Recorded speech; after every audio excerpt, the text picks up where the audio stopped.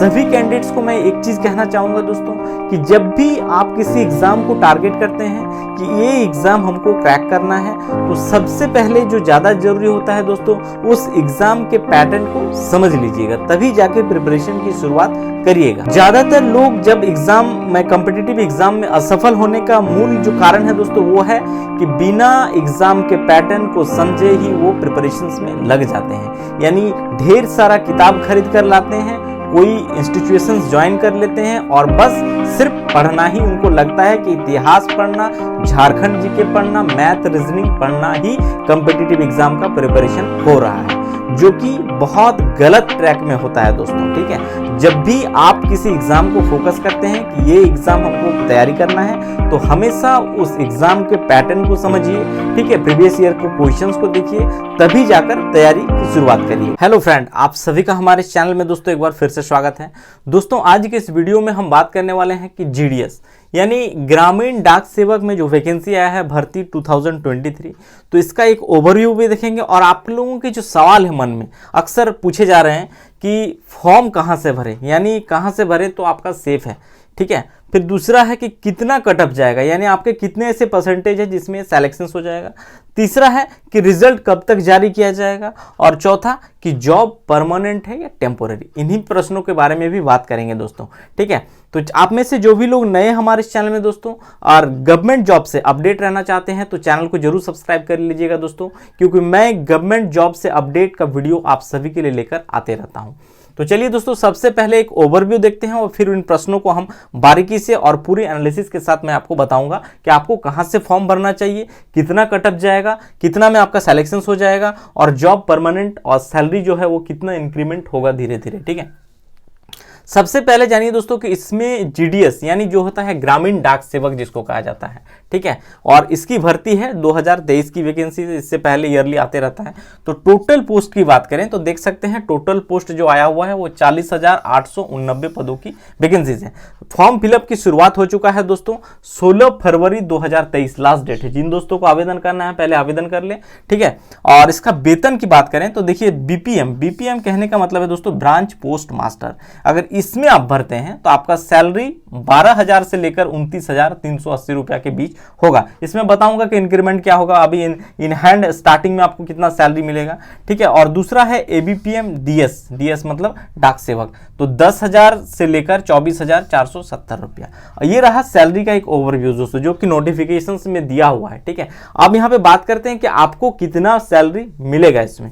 देखिए दोस्तों, अगर आप इसमें ज्वाइन कर लेते हैं, ठीक है, आपका सिलेक्शन हो जाता है, वैसे स्थिति में आपका जो अभी सैलरी मिलेगा दोस्तों इन हैंड मैं बता दे रहा हूं, वो डिपेंड करता है कि आप किस सिटीज में आपका जॉब है। बड़े शहरों में आपका सैलरी थोड़ा ज्यादा होगा, अलाउंस ज्यादा मिलता है, इंक्रीमेंट ज्यादा होता है। ठीक है, और यहाँ पे बात करते हैं कि आपका जो सैलरी होगा अभी स्टार्टिंग में दोस्तों कितना होगा। जैसे यहाँ पे 12,000 दिया हुआ, तो इन हैंड एवरेज अगर मान के चले दोस्तों तो 15,000 14,000 ऐसे ही आपका स्टार्टिंग सैलरी की शुरुआत होगा।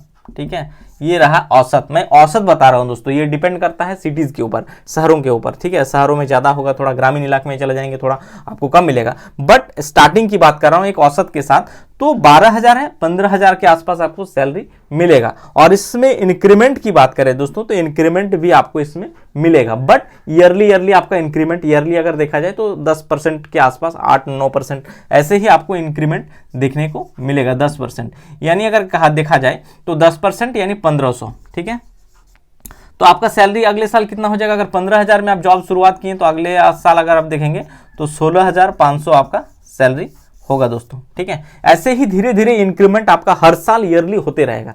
ठीक है, जितना आपको मिलेगा उसका 8 से 9-10% के आसपास आपका इंक्रीमेंट देखने को मिलेगा ईयरली। ठीक है, और इसमें ज्वाइन करेंगे तो इसमें जो होगा दोस्तों ऑन एन एवरेज औसत इसमें भी देखेंगे तो 13,000 के आसपास स्टार्टिंग में आपको मिलेगा। और इसमें भी सेम वैसे ही कंडीशन है, यानी 9 से 10% आपको ईयरली इंक्रीमेंट इसमें भी देखने को मिलेगा। और ये आपका सैलरी ईयरली बढ़ते जाएगा दोस्तों, ठीक है। और ये हो गया, अब सैलरी की बात कर लिए। अब थोड़ा हम देख लेते हैं इसमें योग्यता क्या होना चाहिए। तो योग्यता जो मांगा गया है दोस्तों वो है 10वीं पास, यानी अगर आप मैट्रिक पास है सिंपल तो आप इस फॉर्म को भर सकते हैं, ठीक है। और इसमें मैं बता दूं दोस्तों कोई एग्जाम नहीं होगा, यानी कोई रिटन टेस्ट नहीं होता है। ये बेसिकली दोस्तों मार्क्स बेसिस पे होगा, यानी आपका जो सिलेक्शन होगा वो आपका मैट्रिक में जो आप परसेंटेज लाए हैं उसी के आधार पर सिलेक्शन होगा। यानी फॉर्म भर देना है और आपको छोड़ देना है, उसके बाद जो कटअप जारी किया जाएगा उससे डिसाइड होगा कि आप सेलेक्ट हुए हैं या नहीं हुए। तो 10वीं पास एक चीज होना चाहिए। दूसरा, कंप्यूटर का नॉलेज। देखिए कोई सर्टिफिकेट नहीं मांगा गया, बेसिक कंप्यूटर नॉलेज। नॉलेज कहने का मतलब है दोस्तों आपको चलाने, बंद करने और थोड़ा बहुत जैसे वर्ड, MS वर्ड खोल लिए, एक्सेल खोल लिए, पावर पॉइंट खोल लिए, इतना थोड़ा काम आना चाहिए। बहुत कठिन काम नहीं है, 2 दिन में भी सीख जाएंगे आप। और तीसरा, साइकिलिंग। मतलब जैसे आपको कोई चिट्ठी यहाँ से वहाँ ले जाना है तो साइकिलिंग आना चाहिए। आप जैसे खुशी जा सकते हैं, जरूरी नहीं साइकिलिंग यहाँ पे आपका बाइक है आप बाइक से भी जा सकते हैं, ठीक है। यहाँ पे साइकिलिंग मतलब इसमें कोई आपको अलाउंस नहीं मिलेगा, जैसे बाइक वीक में जाएंगे तो इस वजह से साइकिलिंग का मांगा है। आप पैदल भी जा सकते हैं, ठीक है। डिपेंड करता है कि आपको जो काम अपना कंप्लीट कैसे कर रहे हैं, ठीक है। 4 व्हीलर में भी जा सकते हैं, कोई यहाँ पे ये मैंडेटरी नहीं है, बट इतना ये आपका आना चाहिए, आपके सुविधा के लिए साइकिलिंग की बात किया गया है। एग्जाम फी की बात करें दोस्तों तो जनरल कैटेगरी, OBC में अगर आप फॉर्म भर रहे हैं तो यहाँ पे 100 रुपये आपको परीक्षा शुल्क देना पड़ेगा। SC ST और फिजिकल हैंडीकैप्ड कोई आपको एग्जाम शुल्क नहीं रहेगा। और फीमेल ऐप कहने का मतलब है दोस्तों महिला अभ्यर्थी, अगर आप किसी भी कैटेगरी से हो, जनरल से हो, OBC से हो, SC ST फिजिकल हैंडीकैप्ड, आपको कोई यहाँ पे एग्जाम फी नहीं लगेगा दोस्तों। ये रहा। और एज लिमिट देख लेते हैं। देखिए उम्र सीमा की बात करें तो उम्र सीमा में हमेशा ध्यान रखिएगा इसको, यानी अंतिम जो फॉर्म फिलअप का डेट है दोस्तों इसको रखा गया है 16 फरवरी 2023 तक। आपका न्यूनतम उम्र जो है दोस्तों वो 18 वर्ष हो जाना चाहिए, तभी आप फॉर्म को भर पाएंगे, ठीक है। कुछ लोग हैं 14 साल में मैट्रिक कंप्लीट कर लेते हैं, अच्छे परसेंटेज है, बट वो लोग यहाँ पे अप्लाई नहीं कर पाएंगे, इस बात को हमेशा ध्यान रखिएगा, ठीक है। तो 18 वर्ष मिनिमम आपका होना चाहिए और मैक्सिमम जो है दोस्तों वो 40 ईयर्स रखा गया है, मैक्सिमम 40 वर्ष तक आपका उम्र होना चाहिए, तो इस बात को हमेशा ध्यान रखिए। अब आते हैं सबसे इंपॉर्टेंट कि यहाँ पे जो प्रश्न है इन प्रश्नों पर, खासकर पहला प्रश्न हम नंबर 4 से लेंगे दोस्तों कि जॉब परमानेंट है या टेम्पोररी, ठीक है। ये इंपॉर्टेंट है, कुछ लोग इसी से घबरा जाते हैं कि ये परमानेंट है या नहीं है, करे या ना करे, ठीक है। तो मैं बता दूं दोस्तों ये जॉब जो है दोस्तों ये परमानेंट जॉब है, सेंट्रल गवर्नमेंट का जॉब है, परमानेंट जॉब है। सबसे पहला चीज इस बात को जान लीजिए, परमानेंट इन द सेंस ये आपको 65 साल अभी इन द सेंस अभी देखेंगे तो, ठीक है। अदर 60 ईयर्स के होते हैं, इसमें 65 साल तक आपको जॉब करना पड़ेगा दोस्तों, ठीक है। और इंक्रीमेंट की बात की है तो सैलरी आपका धीरे धीरे इंक्रीमेंट जैसे बताएं वो इंक्रीमेंट करते रहेगा, ठीक है। बट स्टार्टिंग में दोस्तों आपको कम ही सैलरी मिलेगा, इस बात का, यानी अदर जितने गवर्नमेंट जॉब्स है और उसमें जिस तरह से इंक्रीमेंट के साथ अलाउंस सैलरी मिलता है वो इसमें आपको नहीं मिलेगा, इस बात को ध्यान रखिएगा, ठीक है। तो जॉब आपका परमानेंट है और फुल सिक्योर है दोस्तों, कोई इसमें असुविधा नहीं है। टेम्पोररी ये नहीं है, चलिए इसको हम काट दिए, टेम्पोररी नहीं है, परमानेंट है। कोई जॉब सिक्योरिटी बहुत 110% जॉब सिक्योरिटी है, कोई दिक्कत आपको नहीं होगा। अब बात करते हैं कि आपको फॉर्म कहां से भरना चाहिए दोस्तों। देखिए दोस्तों आपको याद रखिएगा 16 फरवरी लास्ट डेट है। अब फॉर्म कहां से भरे कि आपका सिलेक्शन निश्चित हो जाए। देखिए दोस्तों इसमें बहुत लोग कंफ्यूजन है कि फॉर्म कहां से भरे। ये देखेंगे तो हर स्टेट वाइज वैकेंसीज है, यानी हर स्टेट में वैकेंसीज है और उसके नियरेस्ट अबाउट पोस्ट ऑफिस जो है वहां का लोकल लैंग्वेज ये सब आना चाहिए था, ठीक है। तो फॉर्म कहां से भरे इसको लेकर बहुत लोग संशय में है। कुछ लोग कर क्या रहे हैं कि वो है बिहार के, फॉर्म भर रहे हैं जम्मू कश्मीर से, कुछ लोग हैं आपका झारखंड से, फॉर्म भर दे रहे हैं आपका चेन्नई में, ठीक है। तो ये चीज इससे फायदे नहीं है, मैं बता दे रहा हूं। फॉर्म कहां से भरें, आप हमेशा कोशिश करिएगा दोस्तों फॉर्म अपने 30 से 40 किलोमीटर एरिया में ही फॉर्म भरने की कोशिश करिएगा।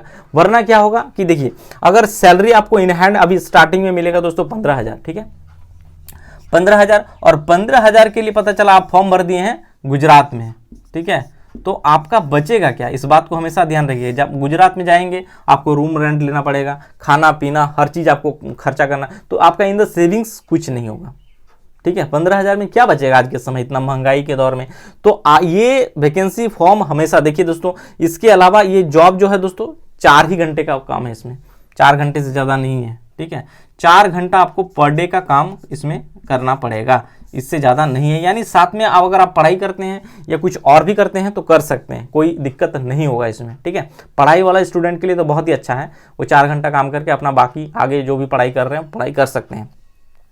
तो कोशिश करिएगा दोस्तों, ईमानदारी से मैं बता दे रहा हूं, ऐसा नहीं है कि आप नौकरी के लिए, बट मेरी हिसाब से दोस्तों आप 30 से 40 किलोमीटर एरिया में अगर फॉर्म भर रहे हैं तो वही बेस्ट होगा आपके लिए। क्योंकि उसमें क्या होगा कि आप सुबह जाके शाम को या फिर 2-4 घंटे 5 घंटे में आप लौट के घर भी आ जाएंगे, आप घर से ही सब कुछ चलेगा, तो आपका कुछ बचेगा। ठीक है, कहने का मतलब 15,000, बाकी फॉर्म वहीं से कोशिश करिएगा दोस्तों। कटअप की बात कोई इशू नहीं है। देखिए कुछ लोग इस चक्कर में क्या होता है कि कटअप कम जाएगा तो जम्मू कश्मीर में फॉर्म भर दिए, फायदा कुछ नहीं होगा दोस्तों। आप सेलेक्ट तो हो जाएंगे, फिर देखेंगे आप 6 महीना साल भर में आप जॉब छोड़ के घर आ गए हैं, क्योंकि आपको बचेगा नहीं, लगेगा बेकार का जॉब है, बेकार मैं कर रहा हूं। तो इस बात को हमेशा ध्यान रखिएगा। ठीक है, अब बात करते हैं कि कितना कटअप जाएगा। देखिए दोस्तों, कटअप की बात करें तो यहाँ पे कटअप को लेकर बहुत सारे स्टूडेंट्स अगर पूछ रहे हैं कि मेरा इतना परसेंटेज है, क्या मेरा होगा या नहीं होगा, तो यहाँ पे मैं एक चीज आपको बता दे रहा हूँ दोस्तों, ये डिपेंड करता है कि कितने लोग आप जहाँ से फॉर्म भरे हो, कितने लोग फॉर्म भरे हैं,